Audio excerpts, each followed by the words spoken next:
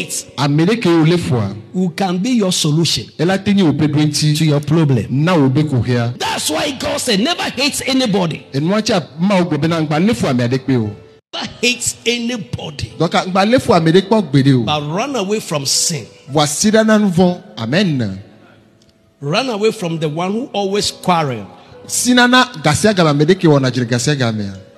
Run away from a one who always is bitter in heart. Il y a bien un individu qui maîtrise l'art de la mise en scène, c'est bien le pasteur ougandais Kakandé. Il est connu des réseaux sociaux pour orchestrer des miracles auxquels même les scénaristes d'Hollywood n'y auraient jamais pensé. Il avait déjà fait le buzz pour avoir joué au football dans son église. Aujourd'hui, il a décidé de manifester selon lui la puissance de Jésus au travers de la boxe. Dans cet extrait, un prétendu boxeur défie le pasteur dans un combat de boxe. La scène est juste iconique. Power of God has touched this brother from South Africa. Behold this power of Jesus Christ. You want to do boxing? Watch, brethren.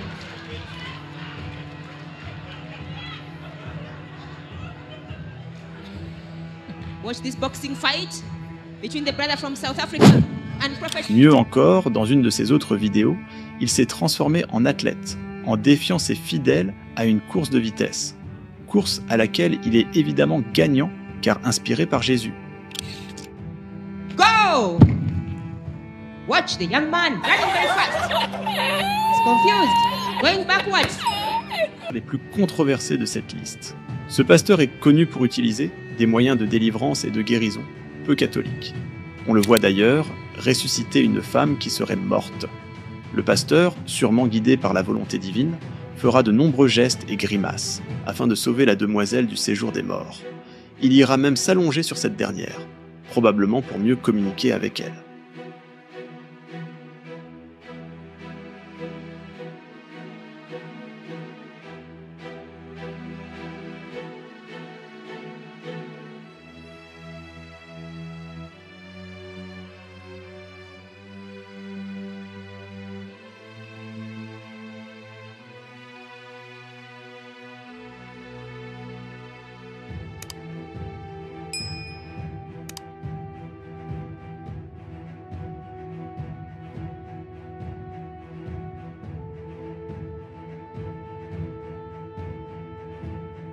Quelques instants après, la victime se réveillera conformément au scénario prévu, pour démontrer la puissance du pasteur.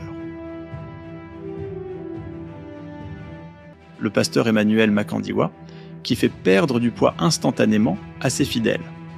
Dans cet extrait, on voit le pasteur opérer ce qui, selon plusieurs disciples, est un miracle. 110 kgs. Okay. In Jesus' name. Touch. Pick it up, pick it up, pick it up, pick it up. Let's check it.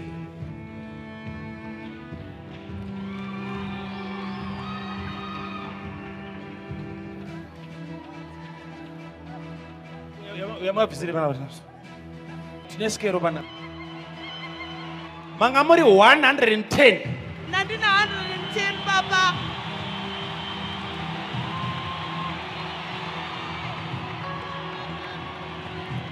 Mieux encore une fois sur la balance, elle perdra 20 kilos de plus.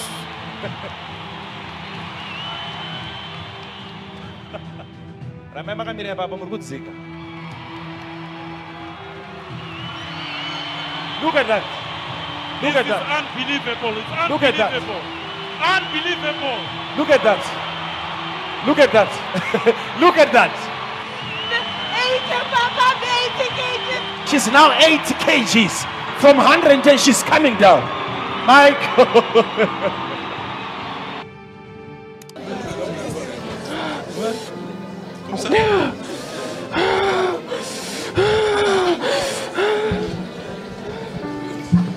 Ces démons la poussent à se déshabiller devant le net. This demon can undress herself on internet. Ça, c'est les démons sexuels. Dans une de ses autres vidéos, on le voit délivrer une femme possédée par l'esprit de panthère. Comme tout bon pasteur, il a aussi le pouvoir de ressusciter les morts.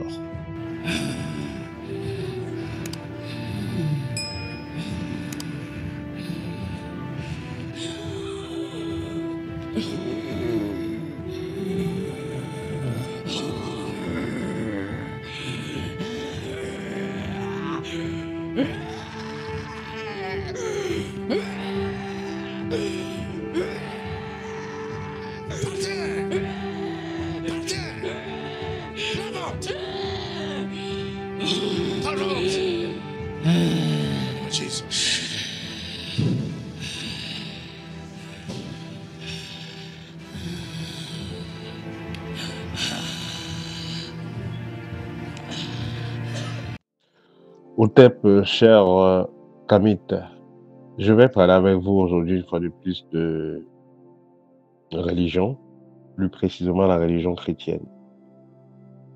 Il arrive des fois qu'on trouve des personnes qui sont traditionnalistes, qui vont faire la tradition et en même temps vont aller dans les églises.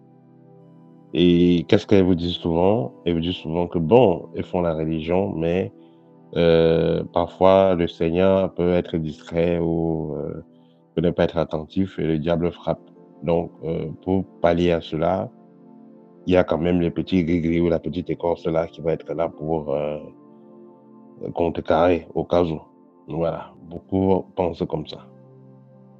On va parfois même voir des chefs de village qui sont des anciens d'église, qui vont dans l'église. On verra aussi des personnes qui sont dans les loges, officiellement. On sait qu'elles sont dans les loges. Mais chaque dimanche, tôt le matin, ces personnes vont à l'église. Est-ce que l'église, c'est réellement l'endroit où on rencontre le divin? Parce que, vous savez, on ne peut pas faire le faux sans avoir calqué le bon. À l'époque, dans la tradition kémite et égyptienne, il y avait des moments où les anciens se regroupaient pour écouter les sages. Il y avait ça dans toutes les communautés. Donc, les anciens se regroupaient pour écouter les sages. Les sages donnaient des enseignements sur la spiritualité, le monde invisible, sur l'énergie, sur la transformation de l'être, sur l'origine de l'être, sur la vie après la mort, ainsi de suite. Donc, c'était les enseignements qui se donnaient de façon magistrale. Avec le temps, des gens ont copié cela pour créer des églises. En fait, l'église devrait, ou alors le temple, parce que c'est presque dans la même lancée, ça devait être les endroits où les personnes devaient venir pour acquérir de la connaissance. Une connaissance qui devait les aider à transformer leur vie, par la connaissance de soi. Qui ils sont, pourquoi est-ce qu'ils sont là, comment est-ce qu'ils sont structurés énergétiquement, spirituellement, et qu'est-ce qu'ils peuvent faire pour pouvoir réaliser leurs objectifs. Mais vous aurez donc ces gens-là, l'église-là, qui seront dans des personnes qui viendront pour distraire les autres. Parce que ici, vous avez quoi? La distraction. Ils viennent distraire les autres. On vous fait perdre votre temps, vous perdez votre argent, vous perdez votre énergie. Parce que c'est des endroits aussi qui ne sont pas des endroits sains, énergétiquement parlant. Parce que voilà, le prêtre ou le pasteur a déjà monétisé l'endroit, son égrégore contrôle déjà l'endroit, donc c'est là déjà pour absorber l'énergie des gens qui vont venir. Il y a des sorciers du quartier aussi qui viennent aussi absorber l'énergie là. Les gens que vous savez qui sont dans la secte X ou Y, ils viennent aussi là pour absorber l'énergie. Il faut noter que quand vous êtes dans une église, quand vous êtes dans une chapelle, appelez ça comme vous voulez, quand il y a déjà plusieurs personnes qui sont réunies quelque part, l'énergie dans l'environnement fonctionne autrement. Et il y a donc un portail énergétique qui s'ouvre, que vous le voulez ou pas, pendant que vous êtes en train de prier. Et cela vous déverse certaines bénédictions, certaines lumières. Et ceux donc qui sont mal intentionnés viendront pour absorber cette lumière, pour pouvoir transformer, pouvoir réaliser leurs objectifs sombres.